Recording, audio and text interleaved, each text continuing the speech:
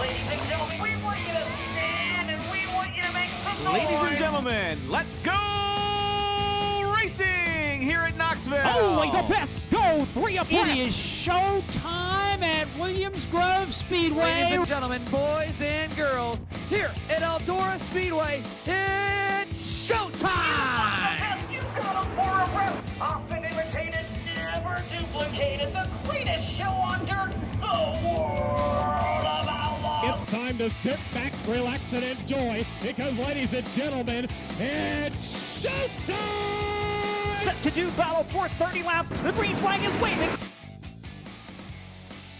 Hello again, it's Wing Nation presented by Sage Fruit. Talking sprint car racing, our favorite time of the week, and we are so glad that you have joined us. Steve Post and Erin Evernham here in our MRN studios. How are you? I'm doing well.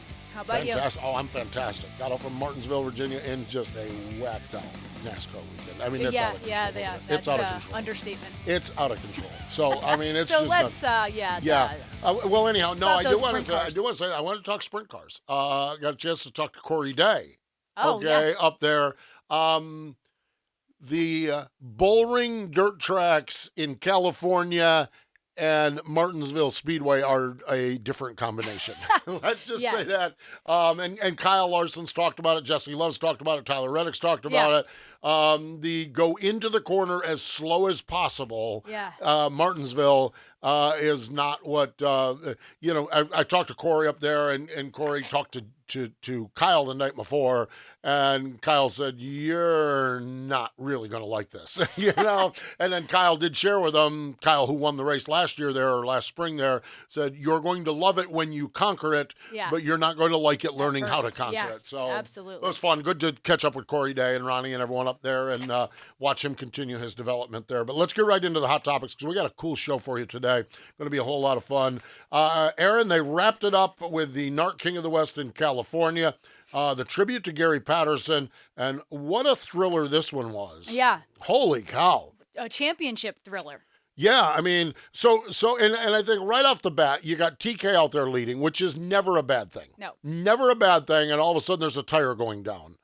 Your championship rivals are running second and third. You got TK out there trying to do everything possible. And then Sanders gets by Macedo with 2 laps to go, gets the win and the championship.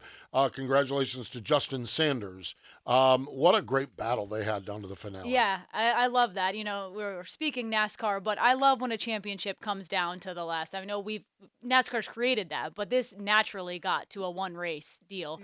By a few points. Positions. Yeah, exactly. So fun stuff. Yeah. Fun stuff on the opposite side of the country. The Dirty Jersey finale. Justin Whittle picked up the dominating win, $11,000. And we're going to talk about this a little bit later in the program. There is a little transition happening up in Pennsylvania, and I know this was New Jersey. Let's not get into the New Jersey Hagerstown discussion, okay? We understand Hagerstown's in Maryland and Bridgeport's in New Jersey. In Posse land, though, Justin Whittle, 3rd win of the season. He's won at Port, he's won at Williams Grove, and now at Bridgeport. It was big for him, Erin, and he's a New Jersey native. Yeah. So to win that race, the biggest purse I think he's won also, but to win that race in his home area is really cool for him. Well, too, and at the end of the season, you have all the big guns there. There's no one running for points anymore. Now everyone was there. Everyone was there, and then this, I think he's running World Finals in the 23 car, so I think it might be the bow of the season for his family team. Boy, that's a great way to end the season. $11,000 in the bank and some confetti and a trophy in the car. Yeah. Big momentum, so good for them. And this is a race we've talked about, and I've shared with us before. I'm a homer for the Carolina Sprint Tour. I want sprint cars where I can sleep in my own bed more than World Finals when I'm not even on this side of the country. Carolina Sprint Tour, a new record for car counts. 36 cars showed up at this Cowboy Classic. That's a great. Up in Beckley. This Cowboy Classic was a tribute to Sean Vardell. We lost Sean in May in a motorcycle accident. He owned the Carolina Sprint Tour. George Lux has taken it over, and from all accounts, George is doing a spectacular job with this. George is a great guy. And so they had this race, and they were able to get drivers from all over the area. And the winner was a 19-year-old from Mifflintown, Pennsylvania. Owen Dim picked up the win. Had a little help from someone named Ty Wolfgang, who is Brad Sweet's crew chief. next year. So Ty Wolfgang drove up from that's here neat. to go up and help his buddy out up there at the Carolina Sprint Tour race. That's neat. So Good story. fun stuff. Kudos. Excited about what's going on with the Carolina Sprint Tour. So we mentioned Mifflintown. We mentioned Pennsylvania. Yeah. What we're going to do on the program today is, as we wind down the 2024 sprint car season, our co-host Ashley Stremme from Mifflintown will join us via Zoom, and we're going to have a little roundtable discussion of some of the topics of 2024. So Ashley joins us next for our roundtable here on Wing Nation, presented by Sage Fruit. Tony, do you even remember how to drive one of these? It's not something you forget. You should know that. The drive to succeed, the need to win, the desire to be a champion. And we surround ourselves with partners that believe the same. Like Tony Stewart Racing, Sage Fruit strives to be the best in all they do. They work hard on the farm, in the packing facilities, and with their retail partners to provide high-quality apples and pears all year long. You can compare apples to apples, but nothing compares to a Sage Fruit apple. Winning quality in every bite. Welcome back. It is Wing Nation, presented by Sage Fruit, talking sprint car racing, and we're going to let you in on a little. We're going to let you in on a little something we do all the time. We have a text chain between the four of us, Kreger, Erin, Ashley, and I, and every time something happens, we're like, "Oh, did you see this? Did you see that?" That's what we're doing. So, joining us via the Sage Fruit Zoom line is Ashley Stremme. Hello, Ashley. How are you? I am doing great. Obviously, Mother Nature is all over the place here in Pennsylvania, but one last race, right? All dirt roads lead to Charlotte. It is. It's going to be a great, great weekend. It really, truly is here in Charlotte, North Carolina. Before we even get started, the chassis business in November, Ashley. Boy, this is the off season, right? This is the quiet time. This is where you catch your breath. This is where you take a breather, correct? Go to the beach. Yeah, we are going to the beach, Erin. You are right. And, I'm not going to say no to that because I rarely get the chance to do that. So, yes, November, everybody wants their race cars for Florida. So the scheduling has become ridiculous because you're trying to put people and determine parts and all the fun things. The only difference is we're not traveling the country while we're doing it. So that's the only difference the off season brings.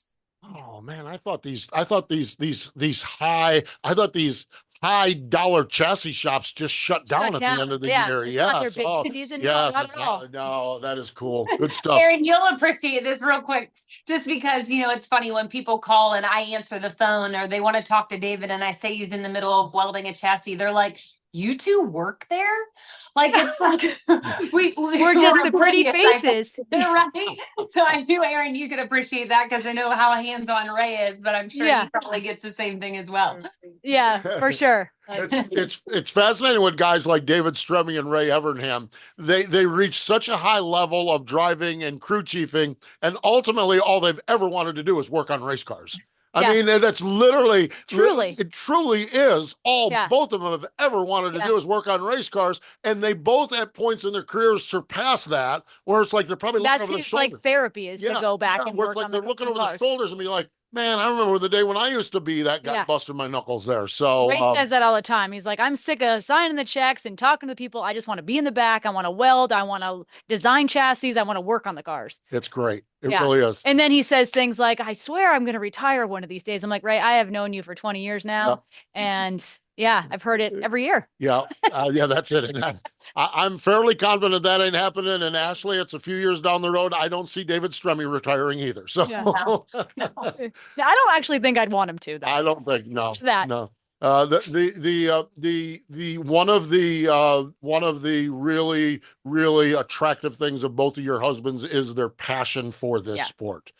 David and Ray, the passion for this sport. And as someone who has a passion for the sport, I love when I get a chance to catch up with Ray at a racetrack. And I love when I get a chance to catch up with David because it's just instead you're stuck with Ashley and I all the time. Oh, yes, exactly. The rose between two thorns. That's what it is. No, wait a minute. The thorn between two roses. Okay. There we go. Well, let's take this talk a little bit about the roundtable. And we just kind of have dialed up some topics here. World of Outlaws NOS Energy Drink Sprint Cars, 6 63 races. Erin, we don't have the championship wound down yet, although David Gravel has this thing in pretty good shape. And boy, I'm telling you what, should Gravel knock this down, he's going to be a great champion. Absolutely, David. I've known his family for a long time, and he's worked hard for it. He's proven year in and year out that he's got the ability. So to see him get his first championship will be really awesome. And I know people say there's an asterisk because now there's High Limit, 2 national series, but I mean, the World of Outlaws put on amazing shows all year. I don't see it that way. I see like he earned that. He really truly did, Ashley. And it was fascinating the way this season unfolded because Gravel is out there just cruising. But boy, I am telling you, in the latter months of this thing, what does it say on the mirror? Objects in the mirror are closer than they appear. We had a couple young hotshots that really got good toward the end of the year. Absolutely. I mean, Carson Macedo, Erin and I interviewed him a few weeks back, and he's actually the one I think quoted that the asterisk is the one that's been put on this championship. But it's incredible no matter what. The level of talent across these 2 series is absolutely phenomenal. We can talk about it all day long. And then you've got the young gun, Buddy Kofoid, who, you know, is still kind of the new kid on the block, and still had, what, seven wins this year. So, I mean, Erin, you know, it's not easy. You the only woman who's done it in 20 years. Yeah, well, I certainly didn't do anything like these guys have done. But I think the fascinating part is this. It was like you said, it was the second half of the season. It was like David got a great start. But man, Macedo, since July 12th, has 9 wins. Like second half of the year, both of those guys came on strong. So I think that leads you into 2025 with a whole nother storyline. Yeah, and I think even more impressive than that, Buddy Kofoid, his 6 of his 7 wins started in September. Yeah. On September So 1st. I I think start February, it's going to look a little different. Batten down the hatches. Yeah. I mean, it's going to be crazy. When we look at the World of Outlaws season, it's of course dotted with crown jewels. Ashley, one of our favorite places in the world, the Knoxville Nationals took place. And boy, I am telling you one thing, it is tough to try to stink up the Knoxville Nationals, but Kyle Larson tried to stink up that Knoxville Nationals. He sure did. Obviously a dominant win. And I think back to David Gravel. What year was that? I don't even remember now, where he was going for like a perfect week at Knoxville. Right. And then what happened? He'd blow a tire. So I don't even remember. It seems so long ago now. But obviously Kyle Larson doing Kyle Larson things, but absolutely insane, especially at the Knoxville Nationals. Really, truly is. Yeah, well, and I think like Knoxville Nationals, when you say someone stunk up the show, for years it was Lasowski, for years it was Schatz, for years it was Steve Kinzer. You know, it's been a line of people who kind of stink up the show. Once they figure out Knoxville, and someone certainly with Kyle's talent, he's going to be hard to beat if he keeps coming back. Ashley referenced David Gravel. David, of course, did not win at Knoxville, but the Kings Royal. Yeah. There was a big check to David. Weekend. Yeah, again, another dominant weekend. Yeah. We had those along the way with David Gravel winning that with that Kings Royal. And Erin, King David, that title on David Gravel, on any driver, whoever it is, that's just such a special place. It was good to see David Gravel knock that one down. For sure. I mean, it's not the Knoxville Nationals, but I mean, heck, the Kings Royal to me it's right up there. It is, like you said, it's a crown jewel, and to see him win. And, you know, one thing we haven't talked about yet, but these crown jewel races had both series. So you weren't just racing against the World of Outlaws or just High Limit. You were racing with everybody. And I think that's what made those shows so special this year. Really, truly was. And Ashley, you and Erin had a chance to talk to Carson Macedo after he won the National Open. That is the National Open is interesting. We got the 3 crown jewels, Knoxville National, Kings Royal Eldora. The National Open at Williams Grove is such a unique event because of that racetrack. And I know you guys talked to Carson Macedo about it. Success at Williams Grove does not come easy. And I know Carson had a lot of pride in that. Yeah, he sure did, especially because that was his first crown jewel win was at the National Open, and now to be a 2-time National Open winner, it's kind of huge for him and his team, right? Because that team has so many ties to Central Pennsylvania and what goes on there, and even some of their sponsors. So I know that's important to him, and it'll always be high on his list just for the sheer fact that it was his first crown jewel win. As good as Carson Macedo is at Knoxville, yeah, and as good as Carson Macedo is at Eldora, 2 years ago, if you'd have said Carson Macedo's first crown jewel comes at Williams Grove would have been number 3 on that list in an instant. You wouldn't even consider it because he's one of these California kids. Yeah. And Williams Grove just comes so tough. It does. It reminds me of a conversation we had before we went on air. Here we are in the NASCAR building, so we're talking Martinsville. Corey Day trying to learn it. Like it's like that. It's a paperclip. It's hard to drive. Like it is hard to figure out Williams Grove, and I certainly never did. So it's also one of those tracks, like once you get it, you get it. I mean, yes, you're not going to win every race there, but there's something very unique about the way you drive Williams Grove. That left front wheel coming up on the front stretch. Ashley, that's the darndest thing. You travel all over the country, boy. I mean, you see, but when that right front wheel, the right front wheel comes up, that's the darndest thing. I can't imagine. And the vapor trails there. Oh, they're always so good at Williams Grove. I can't imagine that right front tire coming. There's no way that's normal. No, it definitely isn't normal, especially when you're going to roll into turn 1 or turn 3 at $110 or whatever it may be nowadays. But, and your right front's in the air. And you've got to settle that car down and get it laid over onto that right rear. Erin, I mean, obviously you can tell this story way better than I can. I mean, what is that like in that moment? Well, again, I was never very successful at Williams Grove. Not even sure I made an A main with the World of Outlaws there. But it is a wild track. Like you compare all the tracks you go to, and that one, the paper clip of that, it is wild. Like, you kind of, it's a very hard track to drive. It's been 20 years, so I don't even, know exactly. But it is wild. And sometimes it's not just the right front. Sometimes it's both. Like you see a lot of people pulling wheelies and you're like, okay, I guess I got to roll out a little bit to get some front tire on the ground. All right. If I'm pulling, first off, if I'm in a sprint car, that's a scary thought. And if I'm going the national sprint car, in the national sprint car raffle, exactly. And I am telling you what, ladies, if we win that raffle, and you all are stupid enough to put me in a sprint car, and I'm stupid enough to go to Williams Grove, if I come off from turn number 4 and both front wheels are coming up, you better have a therapist at that car because I'm going to be in the fetal position just going, I mean, there is no way in the world. I think that is what I just love about our sprint car drivers is they're a breed apart. Yeah. You can't be normal to do this. Yeah. Hey, you're right. You. I am not normal, and I think that's okay. That's great. We do go around, right? I mean, we do go around in circles to see who the fastest one is, right? We're the primates in this world, right? I can go around this circle faster than you can. So we've talked a little bit about the World of Outlaws, and we've talked about the big big crown jewel races. Of course, new this year, Kubota High Limits, 51 races. And Brad Sweet, we had Brad on the show a couple weeks ago to talk a lot about high limits, but Ashley, the one thing that a lot changed in Brad's world, okay? But one thing that didn't change in his world is winning races and consistency. Mm-hmm. When it comes to a champion, if I'm forming a team and the goal is to win a championship, the Big Cat's the guy I want running that race car because he not only wins his fair share of races, but man, he is consistently at the front of the field. Absolutely. 10 wins this year, I believe it was.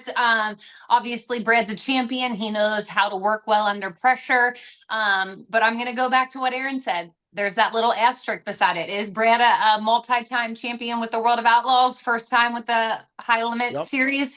Obviously. But again, it's still split. But I think that just goes back to contest to how good the competition is. And Brad totally sets the bar extremely high.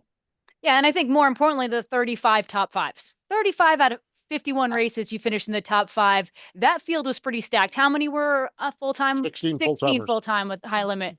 And everyone that joined the field was pretty strong, too. So 35 top 5s is stout. That's 11 more top 5s than Tyler Courtney. Yep. That's 11 more top 5s with Tyler Courtney. How do you point a guy when he gets 11 more top 5s over 51 races than you? That's 20% more top 5s than you did. That's why Brad Sweet is the champion. That was some impressive math. It really, I'm telling you what, I brought my A game today. Are you kidding me? And this is how our texts go. They're always abusing poor innocent me. It's just brutal. It's just absolutely. Poor innocent postman. Yes, innocent, exactly. I think the other story is the so much of the discussion is, you know, obviously they're new, they're shiny, and a lot of people jumped on board with them, and it's great. And to me, the tale of high limits is, let's see where we're at in 3 or 4 years down the road and how this is going. They're new, they're shiny, and a lot of people jumped on board with them. 16 high rollers. Erin, pretty impressive. We kind of sort of all kind of had this theory that once we leave Knoxville and go west, let's see how many high rollers do it. 16 for 16 stayed on all year long. Yeah, I think I was pleasantly surprised with high limit racing this year. You know, we didn't know what to expect. You know, there were some high points, some low things I saw, but overall, to keep all those teams committed for the entire year, that says a lot. You know, I think that they did a really good job for year one. Yep. Well, how many? I mean, and what was there? There was a dozen. There was 11 or 12 World of Outlaw teams. Yeah. 11 or 12. Ashley, that's 26, 27, 28 full-time 410 sprint car teams. That's not including the Brownies of the world and the Anthony Macris of the world. That is this. Everybody's got an opinion on high limits, World of Outlaws, the split and everything. But boy, it opened a lot of doors for a lot of people to go race that maybe weren't going to do it in the past. I don't disagree. Obviously, the opportunity was there, and it's not easy to get up and down the road in the climate that we're currently living in, right? And especially to travel back and forth across the country, have solid crew guys who are willing to live on the road every single day and to do what they're doing and do the grind. I think the grind is a lot different than it was 5 or 10 years ago, and absolutely impressive. And like you said, more opportunity as well.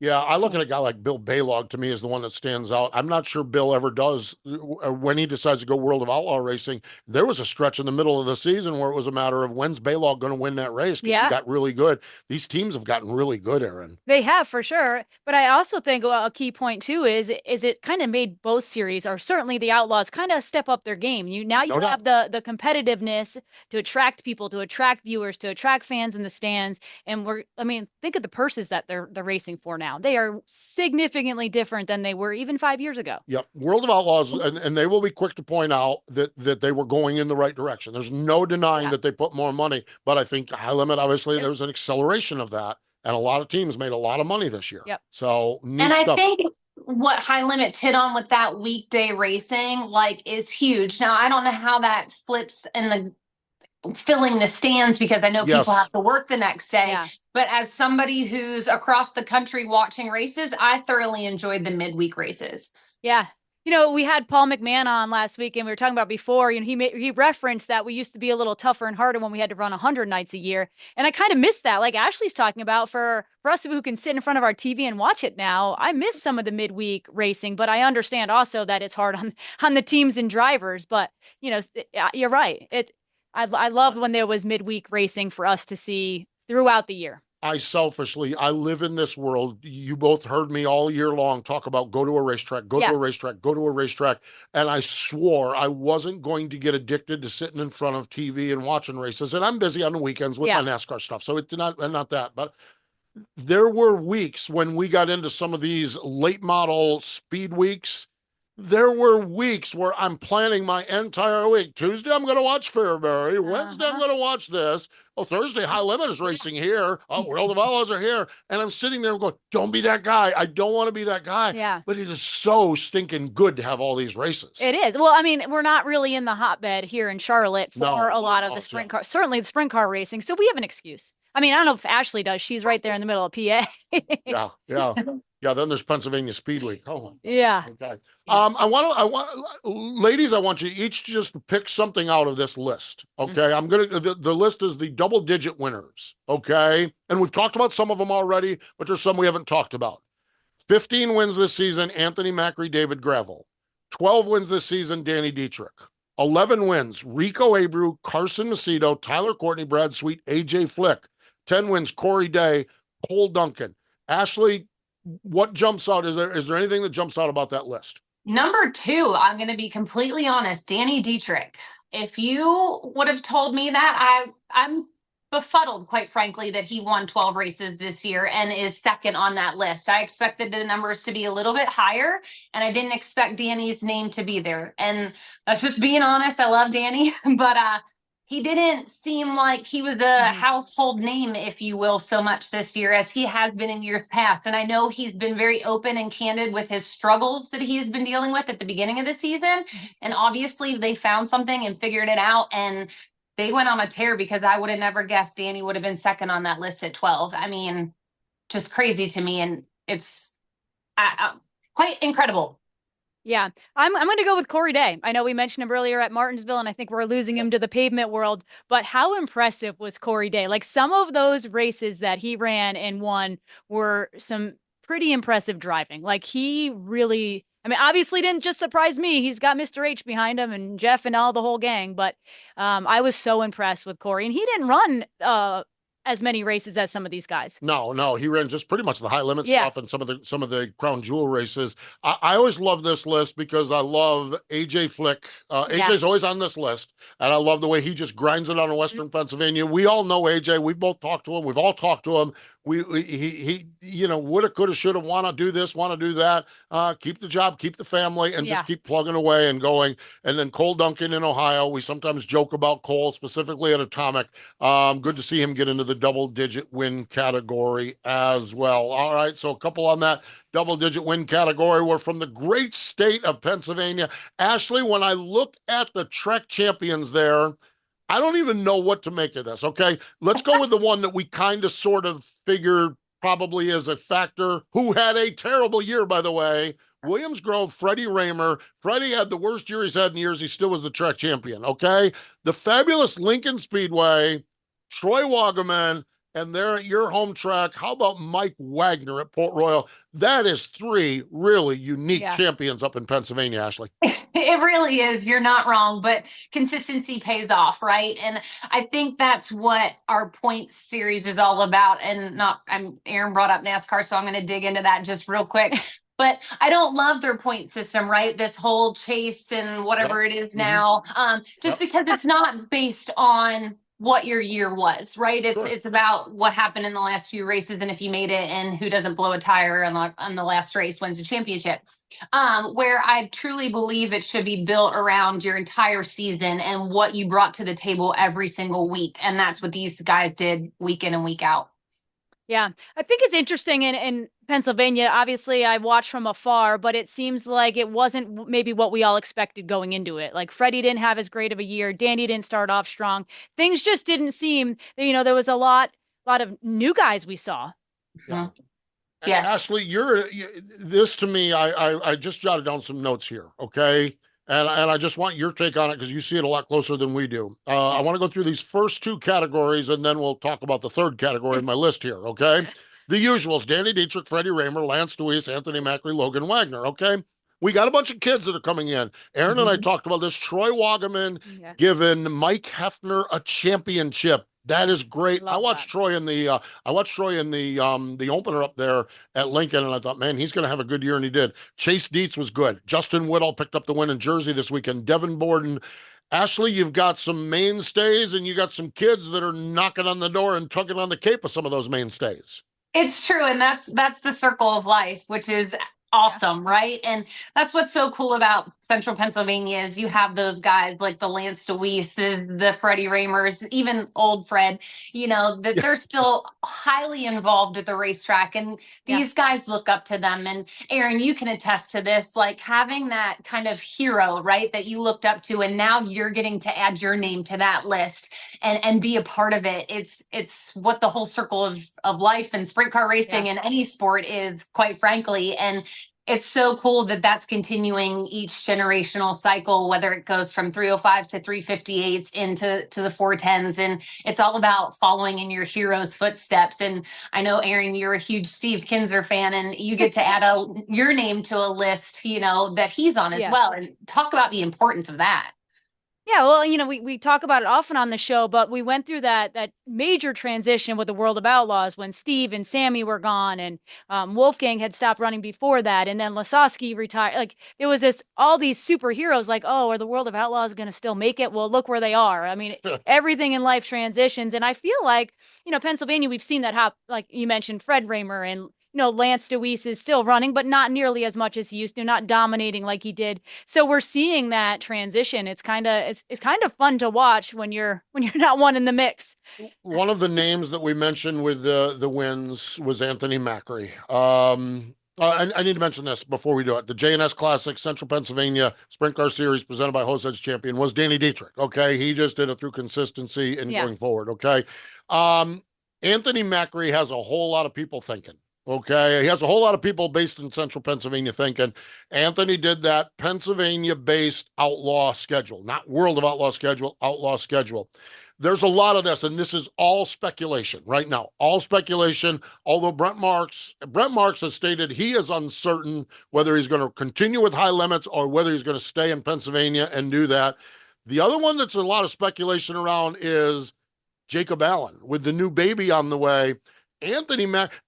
Ashley, you throw Brent Marks and Jacob Allen into this mess on a more regular basis next year, and you better get ready to sell a few more tickets. Absolutely.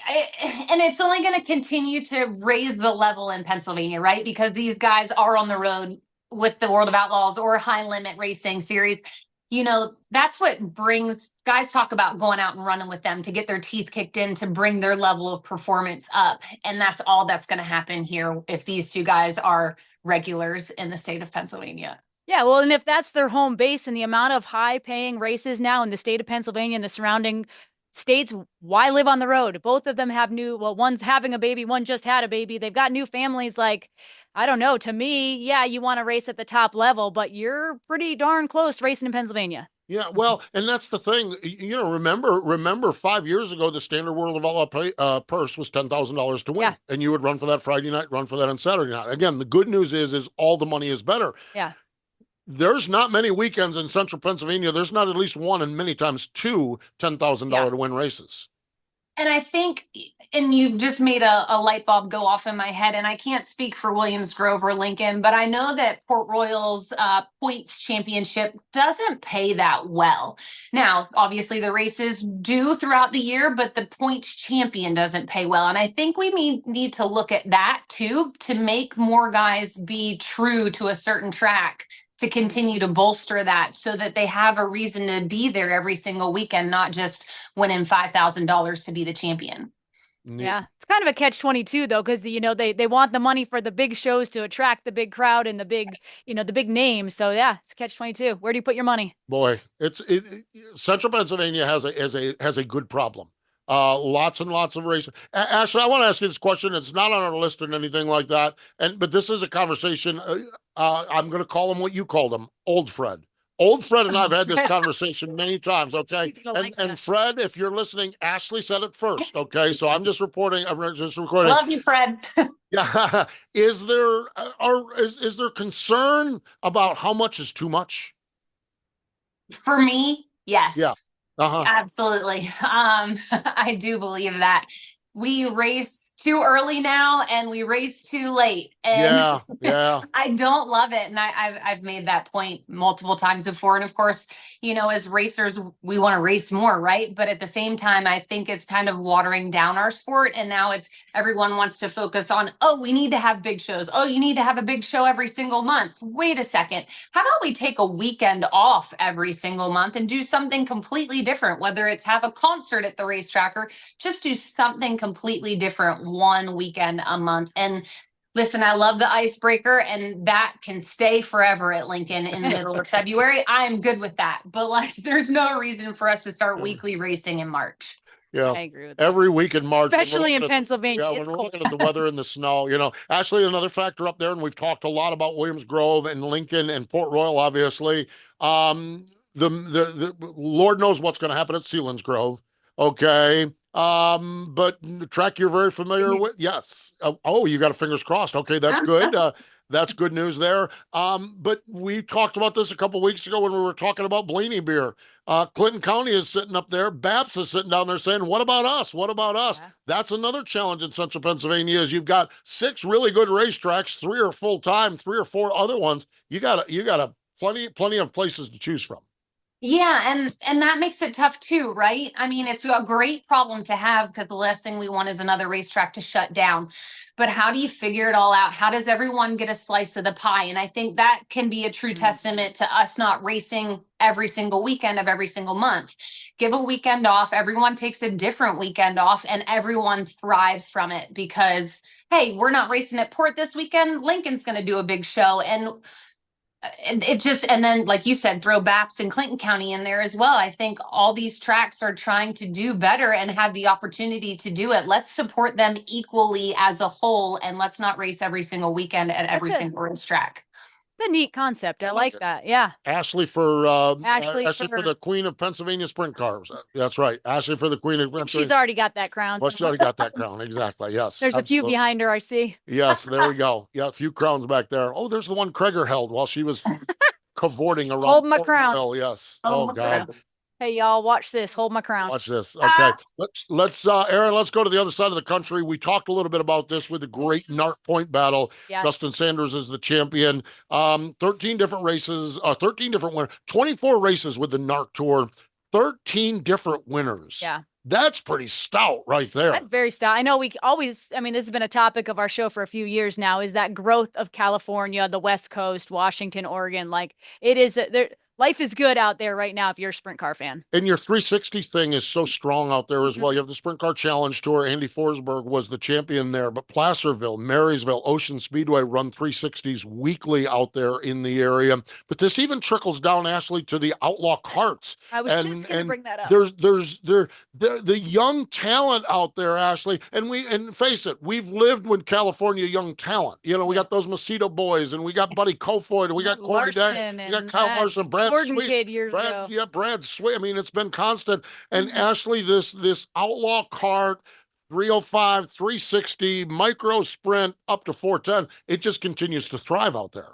It does. And, you know, I want to just say, is it Steven Tyner? Steven Tyner, yes. Steven Tyner, there we yes. go. Yep. And Kyle Hurst. Something I just learned this week is they have a deal with their sprint car program that the 500 Outlaw Kart champion gets to run a race for them. And I think that's huge because that's the step that some kids just need to see that they're able to do it or not. And one kid that's gotten to do that is Landon Brooks. And stay tuned. I think you're going to hear that kid's name a lot here soon, maybe next year. If rumors are true, if you will. But I think it's cool that there's that opportunity that these guys are doing it. And that's their way of giving back to sprint car racing. I know they had Rico Abreu in the car for the Trophy Cup last year. So just, it's cool that these guys are giving back in a way, but spotlighting kids that maybe don't necessarily have the funding to just go buy a sprint car and be able to do it. But this gives them the avenue to be able to try to, you know, kind of carve out their own way and giving them a start. Steve, you do a lot with Millbridge Speedway, our little outlaw kart track down the road. It seems to me, and I just could be making an assumption, but Cycle Land and all of that seems to have really helped that whole shift for California. Yeah, there's been quarter midgets all over the country, but there's some dirt, but that's not dirt. Like, it seems to me that kind of, again, I'm making an assumption, but it seems to have kickstarted that whole movement. There's so much that has yielded in California, and California has yielded this ladder system that Ashley just talked about with Landon Brooks. This is the ladder system. Yep. It's different here in Millbridge. Okay, this is convoluted, the ladder system. Okay, and this is in a great way. There's nothing bad about this. Yeah. Okay, I spent last Wednesday night talking to Ty Gibbs about running the Chili Bowl. Yeah. Okay, so that's not the ladder system. Ty is... He's at the top of the ladder. He's at the top of the ladder, and because of Millbridge located here in NASCAR land, okay, we've got all of this extra attention that's going to come into sprint car midget racing as far as that goes. Yeah. I just think but I think no matter what, racing is racing, and boy, I'm telling you, now on the kids side of it, holy cow, we have averaged 95 kids on Tuesday nights out at Millbridge Speedway. I've said this all along, and you both have young children, and mine are out of the house, okay? And I preach this to dads up at Millbridge all the time, okay? Look around this pit area. There's 95 entries, so that means there's 70, 75 kids. Some of them won multiple divisions. I said, okay, how many are really going to make it? Okay, not many are going to make it. Take out the one with the last name of Larson. Take out the one with the last name of Bush. How many are going to make it? Okay, not many are going to make it. So here's the thing. How many dads and moms and grandmas and papas are having Tuesday nights with their kids. How many know where their kids are on a Tuesday night? So true. And it is so cool what's going on. Ashley, the scene, whether it's Millbridge or whether it's Cycle Land or whether it's Summer Shootout at Charlotte, whether it's what Shane Stewart's got going on in the center of the country out in Tulsa there. Man, I'll tell you what, and you recognize it. You were the last one of us to have kids. Boy, that time with Steel, that time with families, that is something that's even more critical than your kid making it to the Cup championship. And there's a lot of good things happening with youth programs. I hope you preach it, because there are some people that really believe that. There's actually a lot. Oh, I know. Yeah, well, and I want to say that, Steve, because you bring up a great point that Erin just kind of hit on there, is the fact that you're going to look back on that in 20 years and go, that was a great moment. But in the very moment of a Tuesday night at Millbridge, are they saying that? Because, no. and I'm guilty of it, right? I have a 2-year-old who has a juice box now, and God so help us, like the kid he was in it 5 minutes, is already is counter steering. I'm like, you're 2 years old. You should know how to do that. So I'm like, we're screwed. But also, I know that David and I are the parents who are very competitive, maybe me more so than him. And I don't want to ruin it for my child. But at the same time, how do we remember that it is about the moment and not necessarily what we're doing? Yeah. If you find out, could you let us all know? That's the $1 million question. I live in Ponyland, and it is as competitive as racing. And it's hard to be a mom. And there's I tell our trainer, there's areas where I will get competitive, and when it comes to certain things, but it is hard. It's hard to watch your little kid and deal with some of the other parents. Well, Ashley, wow, there we go. Ashley, the thing of it is, you talk about you and David both being competitive. At least the Evernhams are not most competitive people. Ray and Erin are not competitive people at all. No. I've seen this girl get mad at a claw machine. I've got video. Oh, gosh. Claw machine. Yep. SRX days. Oh, boy, there we go. We won some ducks that day, though. And that's all that matters. Winning the ducks. Cost me $1,500, but I won at the carnival. That's right. That is awesome. Final topic I want to kind of bring into on a roundtable, and this has just been a blast, first and foremost. This has been so much fun. March 1st, okay, we had this 360 deal, ASCS. Emmett Hahn ran it for a long, long time, and then it kind of got a little bit off the rails, and I don't think it wasn't off the rails through lack of effort. It was just off the rails through lack of a base foundation. March 1st, the World Racing Group acquires ASCS, National Regional Tour. Ashley, we just talked to you about November feeling like you're behind with the chassis business. Can you imagine getting a chassis business or getting a sanctioning body on March 1st and trying to put something together? I think first and foremost, what they've done is remarkable. Yeah. Oh, absolutely. And let's be honest, it's World Racing Group. So we know that they already know, they just got to get their ducks lined up, and they're off running, just plug and play people. That's what's so incredible about that group. So thankfully it wasn't just some person like me rolling in going, what do we do next? Yeah, no doubt. No doubt. Their expertise and their foundation and Erin, their foundation stoked comfort with mainstays. Okay. Yeah, I was just going to say the top 3 in points. Okay. The top 3 in points, Sam Haverteep or Seth Bergman, Sam Haverteep Jr., and Matt Covington. That was the same way back when Emmett had it. They really, I think the first and foremost thing they did, and they've accomplished that this year, is stability in that series. Absolutely. Like you both kind of mentioned, when you bring in the World Racing Group, there's tons of credibility. Like, all right, we've got something real here. We can run this series. And from all accounts I've heard, it seems like everyone's very happy. And I still love to talk about when they made the trophy for Emmett Hahn in his honor. Like that, I thought was really neat. Brian Carter delivering it to him. That video, that's heartwarming. I've known Emmett for 25 years. That was really neat to see. I had the chance. I was at I-70 and had a chance to talk to Tommy Hahn, Emmett's son, and Tommy, of course, is Blake's father.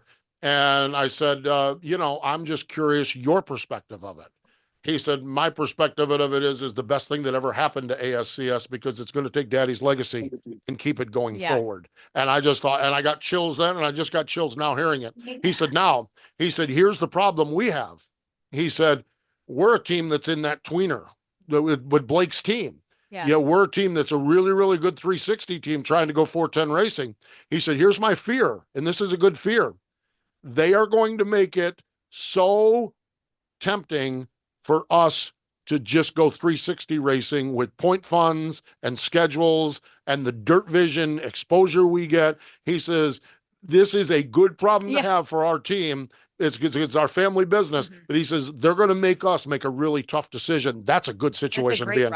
That's a great problem to have. Really, truly. Well, and I think there's such an important need for that national 360 series. Like it's great to have the accountability and of the World Racing Group and to have that. We needed a national 360 series to stay. Absolutely. So there you have it. Little roundtable. Ashley, we are, I'll tell you what, man, we've gone, gosh, we went a little further than I thought on this thing, but that's not, I actually, we went a little further than maybe I thought in my mind, but I'm not shocked we went a little further because this is kind of the way it is when we get kind together. Of the group text when it keeps binging and you're somewhere important and you're like, when you're driving. Right, you Craig, guys always get me when I'm driving. Right. Always. Keep her between the lines, Craig. Keep her between the lines. So awesome stuff. Ashley, thanks so much for the time. Always great to catch up with you. And we'll just see you down the road, and we'll see you in a text message that'll probably happen in about 30 seconds when we get done. I was going to say, in about an hour, right? That's good. That's good. Thanks for the time, guys. Ashley. Always fun chatting with y'all. Thank you. Yep, we got Bye. it. Yep. There you go. That's Ashley joining us on the Sage Fruit Zoom line. Stay with us. Erin and I are going to wrap it up here in just a moment. Tony, do you even remember how to drive one of these? It's not something you forget. You should know that. The drive to succeed, the need to win, the desire to be a champion. And we surround ourselves with partners that believe the same. Like Tony Stewart Racing, Sage Fruit strives to be the best in all they do. They work hard on the farm, in the packing facilities, and with their retail partners to provide high-quality apples and pears all year long. You can compare apples to apples, but nothing compares to a Sage Fruit apple. Winning quality in every bite. Welcome back. It is Wing Nation presented by Sage Fruit. Love when we get a chance to actually chit-chat in person virtually. Yes. Texting is great, but it was always fun. And Ashley, she's just wide open, ain't she? Yeah, always. And she always has the Pennsylvania gossip for us. Oh, she got all the skinny, all the scoop. National Sprint Car Hall of Fame birthday calendar. Alan Brown, Don Smith, Kenny Weld, our Monday birthdays. Wild Bill Endicott, Hiram Hillegas. We got Don Lamberti. We got J.W. Hunt later this week, Art Bish, Granville Buster Warkey, and so much more. The Sprint Car Hall of Fame. It is not too late to start shopping for the holidays. If you've got a Sprint Car fan, sprintcarstuff.com, sprintcarstuff.com. And Erin, that chassis is still available. Yep, we're ready to start that in December. Yep, we're going to start that. Williams Grove opener. We're going. Williams Grove opener. Yep. Well, maybe I can go to Lincoln to the icebreaker a little bit early. Jumping right in. Yes, exactly. Triple X chassis, Al Parker racing engine, or a cash prize of $50,000. We would be better with the cash prize. Okay. Tickets start for $25 for 10 tickets. Drawing will be on December 23rd. What's coming up as far as racing? The World Finals. All dirt roads lead to Charlotte.